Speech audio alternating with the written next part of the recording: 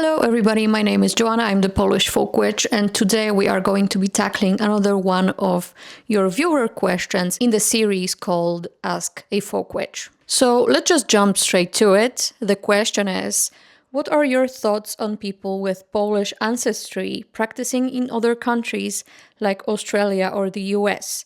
How can they connect to such a different land that won't have Slavic gods and spirits? So I get this question a lot, actually.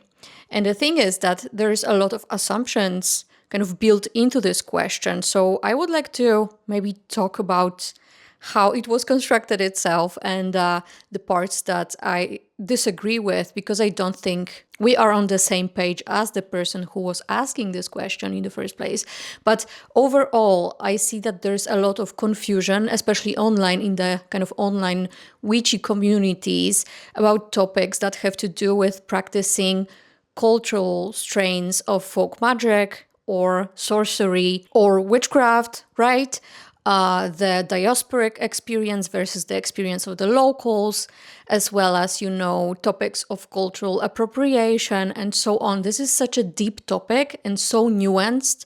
And I find that there's just a lot of drama surrounding those topics, I mean, most of us do know because we do experience this every day. And people just, I suppose, taking it as an opportunity to vent their own biases against other people, or sometimes, gatekeeping stuff that really there's no point of gatekeeping it, or on the other hand, not gatekeeping the things that actually should be, and so on. So there's a lot to unpack. I'm not sure if I will be able to tackle everything that's relevant to this subject, but I would definitely like to address it from the perspective of the question that was asked to me. So the person who asked the question, first of all, asks, what do I think about people with Polish ancestry practicing in other countries? So I'm guessing this person is asking about the people of the diaspora, so people who do have ancestors coming from, let's say, Poland, but they emigrated a few generations ago. They don't have direct access to the culture or access to the language and so on. And I'm assuming also, because it's kind of ingrained in the question, I suppose, is that what do I think of people like this who want to practice Polish folk magic or Slavic traditions and so on? And I have to say straight away that if I thought there was anything wrong with this, which I don't, I probably wouldn't be offering classes, content, teachings, and group experiences specifically directed towards folks of the diaspora, right? I think it's very important that we make our traditions accessible to the people who come from the same ancestry as us, but don't have access to it because of various circumstances that have to do with migration, wars, displacements, and so on.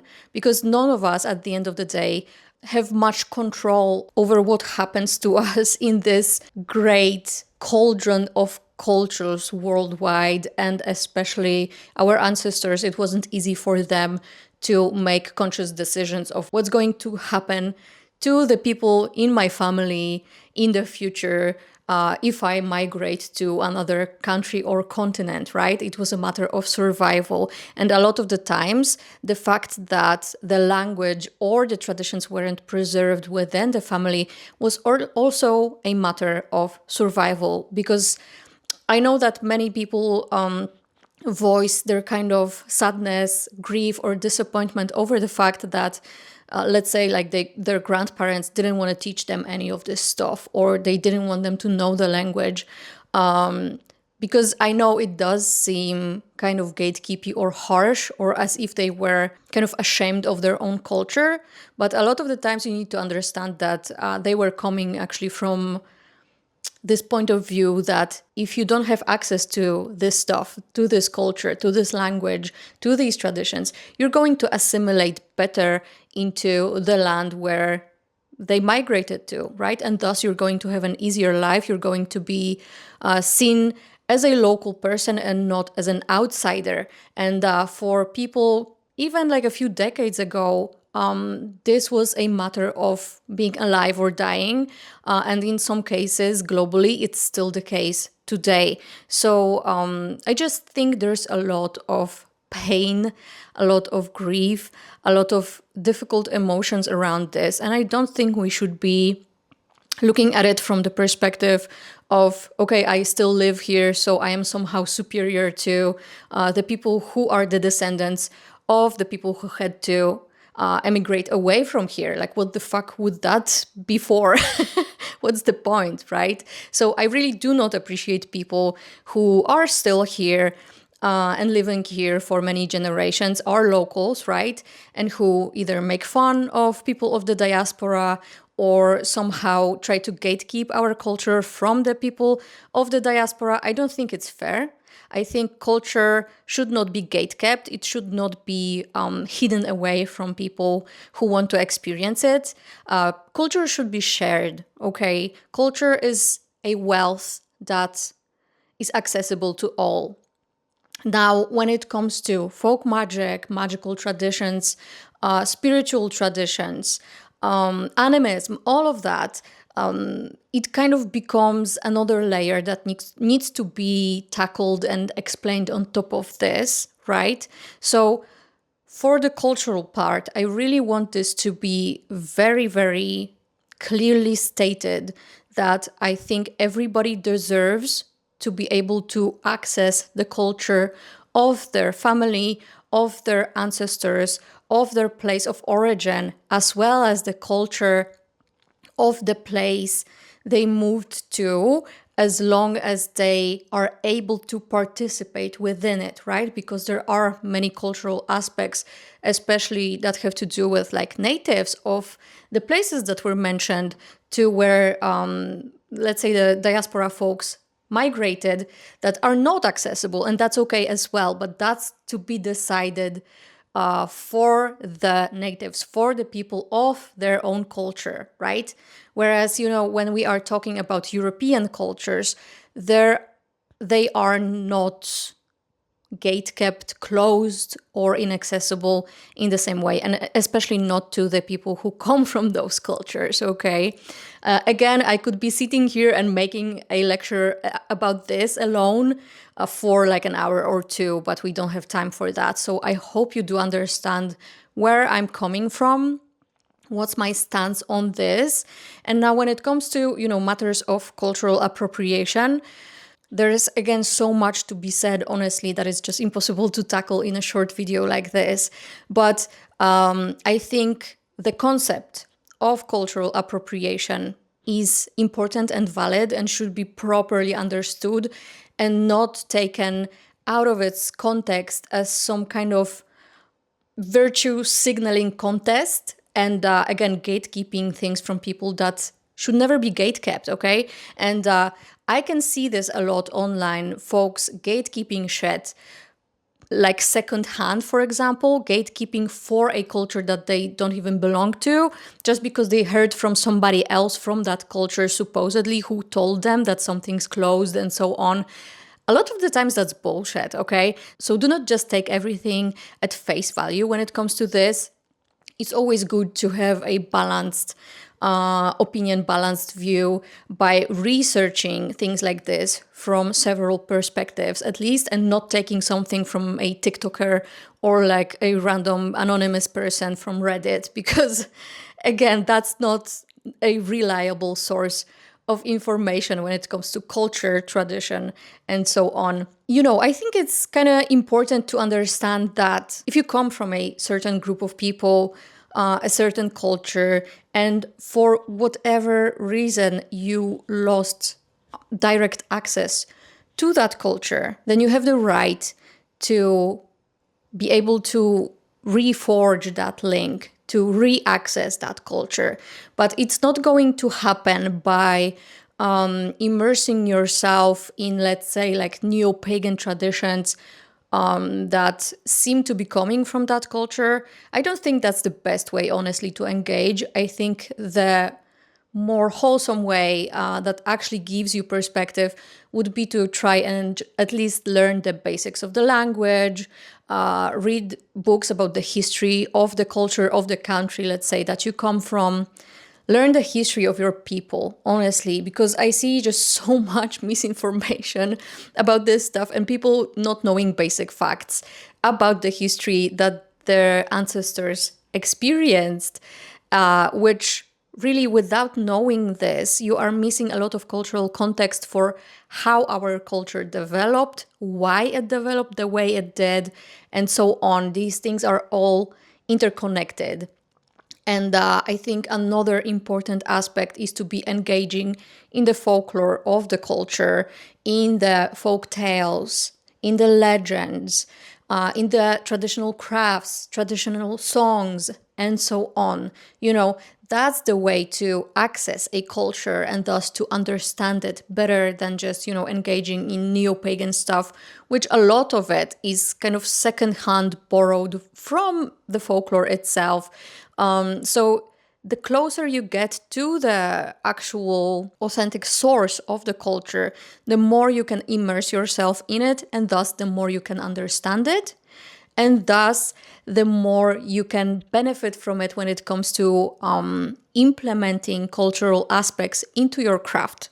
I think that's the more authentic way, and that's the way that if your great-great-grandma saw you engaging that shit, she would actually understand what you're doing and why you're doing it, and not be like, what the fuck are you actually doing? Does this have anything to do with my culture? Because I can see how, really, and I think this perspective of asking yourself, if my great-great-grandma, or I don't know, or if a local elder of a culture saw the stuff I'm engaging with, would they recognize this as their own culture? If not, then maybe you are kind of straying too far away from the actual culture and just looking for matters that have to do more with aesthetics or kind of objectifying the culture, because there's so much of that. And I think that is closer to cultural appropriation than all the shit that people claim is cultural appropriation, when it comes to the Slavic culture, at least. So like cosplaying as a Slavic pagan priest from the forest, or like dressing up in stereotypical Russian girl style clothes, which would be like a lot of furs and red lipstick and all that kind of stuff, or like doing the Slavic girl diet and so on. I am seeing that a lot of that kind of misinformation that's verging on cultural appropriation actually comes from people who don't have a background in our culture, proper background, and yet they place themselves as some kind of authority, teacher, leader, and so on, that claims the right to teach others about our culture, but it's all like either made up stuff or stereotypes or just like a romanticized idea of a culture that never actually existed, There's a lot of this stuff out there, which is also why I think that there should be more exchange between the locals and the diaspora so that we can compare, authentic notes, authentic experiences. And by the way, I think the experience of the diaspora is just as authentic as the experience of the locals here. We don't have the same experiences, obviously, because culture evolves, and as people migrated to Australia or the US, the culture that they brought with them also evolved with them to adjust to the place, to the land, to the climate, and to the communities around them accordingly. But that's just as authentic cultural experience as the one I'm having here, So if we base our cooperation on actually sharing with each other, talking with each other, not treating each other as I'm better, you're worse, in one way, one way or the other, doesn't really matter. Like if we actually cooperate to find a common tongue, to talk about our cultural experience, that would be amazing, and that would solve a lot of the issues that we are seeing these days with our culture being either like misrepresented or misused for monetization, and so on. I'm not going to go any more in depth into that because I am sure you know what I'm talking about, and maybe I can tackle it in more depth if any of what I said so far was not developed enough for people to get my meaning, or if you would like me to elaborate on anything, basically, let me know, okay? So now the second part of the question was, how can they connect to such a different land that won't have Slavic gods and spirits? And I find this question kind of bizarre, to be honest. I do understand where it's coming from, but I think it's coming from a misinformed place, basically. And I think to answer this question, you need to be looking at these things from an animist perspective. So first of all, if somebody has Slavic ancestry and they live somewhere else outside of the, Slavic lands, let's say, they are a member of the diaspora in the US or in Australia or wherever else globally. Do they have to only engage with Slavic spirits and Slavic deities? No, they do not. Your spiritual practice is your own. You can forge it to either work with spirits of a chosen pantheon or spirits of a land where you actually are. Now, when it comes to wanting to connect with Slavic spirits or Slavic deities, but living far away, if you look at it from an animist perspective, it explains a lot of those issues with just common sense, really. Now, when it comes to deities, that's going to be easier, so let's just get it out of the way first. When you just look at deity worship, polytheism, broadly speaking, globally, you will probably notice that deities are not really confined, or the cult of deities is not really confined to just a specific land, but instead it's kind of more global. Deities are not considered to be tied just to one place and no other in general. And people take their beliefs with them wherever they go when it comes to deity cult or deity worship. That's why you can see, let's say, the Greek pantheon, because it seems to be very popular and always has been. There's people who worship Greek deities everywhere globally at this point, right? And it would be the same with Slavic deities. I don't see an issue with somebody being on the other side of the globe and worshipping Marzanna or Perun or any other deity from the Slavic pantheon. There is no issue with that. Now, when it comes to spirits, that's a different matter, because spirits a lot of the times are very much tied to the land features, to a specific place, to a specific community, and so on. So in that regard, I do think that there are some limitations when it comes to connecting to a specific spirit, like from the other side of the globe, or even closer than that, like just from another country or continent. It's not that straightforward, because when it comes to spirits, because of their more local existence, it's kind of a non-spoken thing that makes sense that if you want to work with a spirit of a particular place, you should be able to go to that place to interact with the spirit.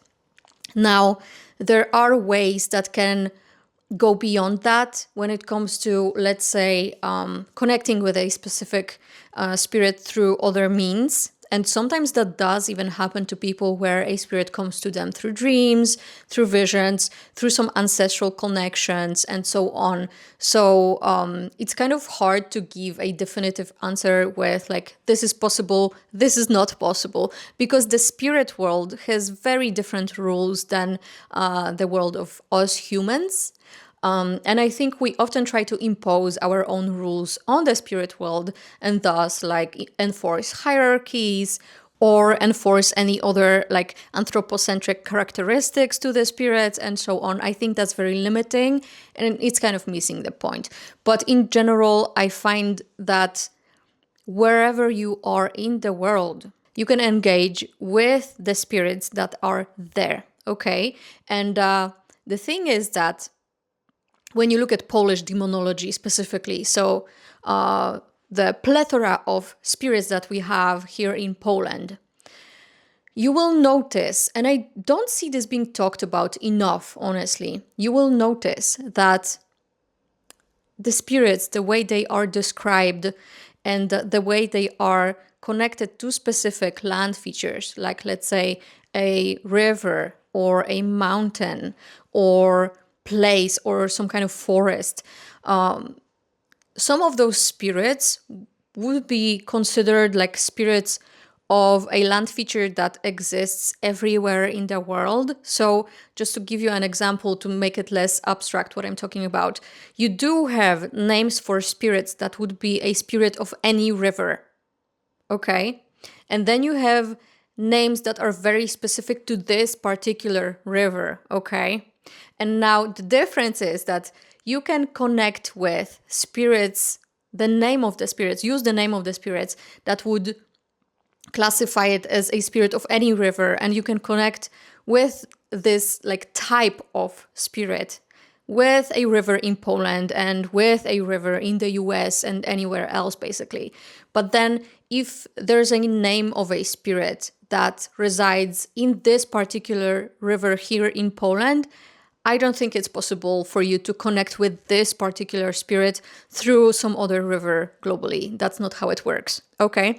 Do you understand what I'm trying to say here? Like, you need to be very specific with this and understand, we call it demonology in Poland, right? But just the kind of perception of spirits and how it's expressed through a culture.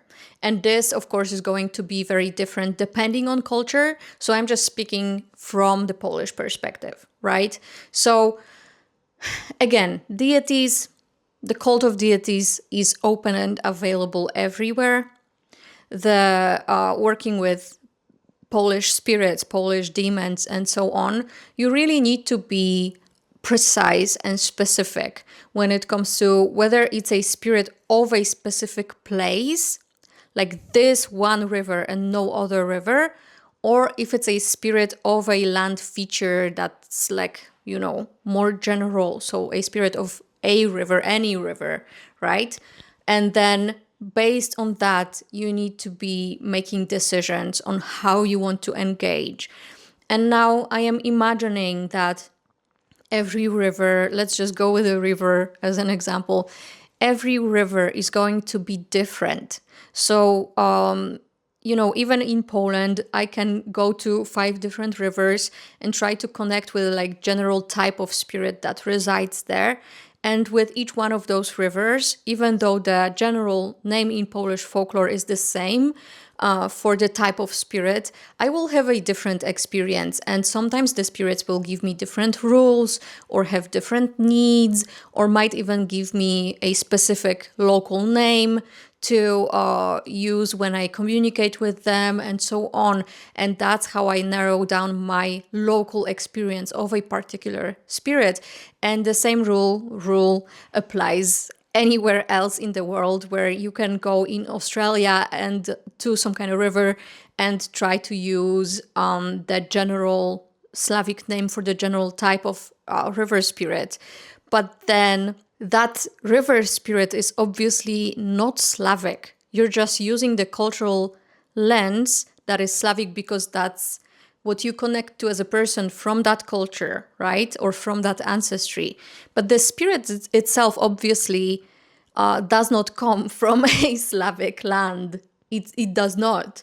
So by connecting with that spirit through this general cultural lens that's familiar to you, you are not doing anything wrong, but you will probably get instructions on how to personalize that experience to that particular spirit.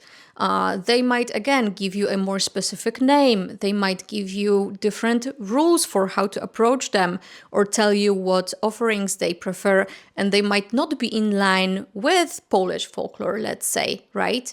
We need to really be using common sense when it comes to approaching spirits and discerning the difference between our cultural experience versus applying that cultural experience onto working with the spirit world. It's overall a cool thing to do, right, to start off, but it does have its limitations, where if you do not want to kind of impose your cultural and anthropocentric experience onto spirits, you will have to listen and understand what they want from you, how they want to present themselves, which again might have nothing to do with your culture. And it's the same way here in Poland. Like, not every river spirit or every forest spirit here would have like typical Slavic characteristics, Spirits are not like walking fucking cliches or stereotypes. They are living beings.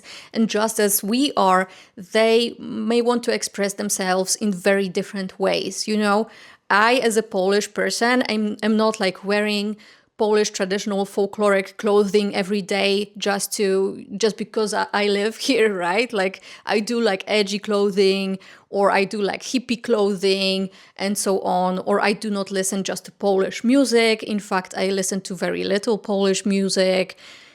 And it's the same with the spirit world. The spirits are not, again, walking stereotypes of a culture.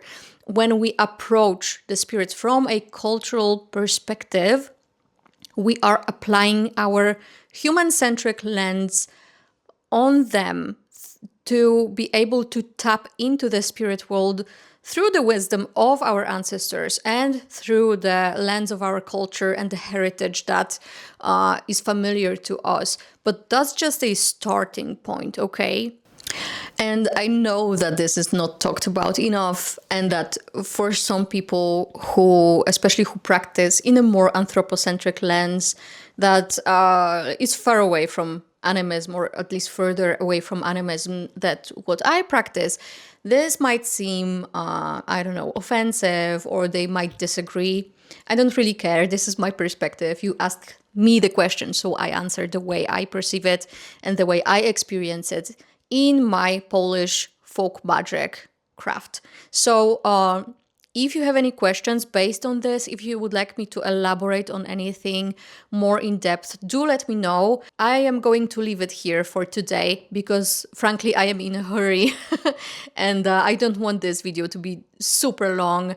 So I appreciate, open questions, having open dialogue, exchanging our experiences, thoughts, and opinions on this, so we can actually authentically share with each other, But I do hope this answers the question more or less, or maybe gives some food for thought and allows for some new open doors in discussions in regards to this topic. So anyway, I hope you enjoyed. Thank you so much for watching, and hopefully see you soon. Bye.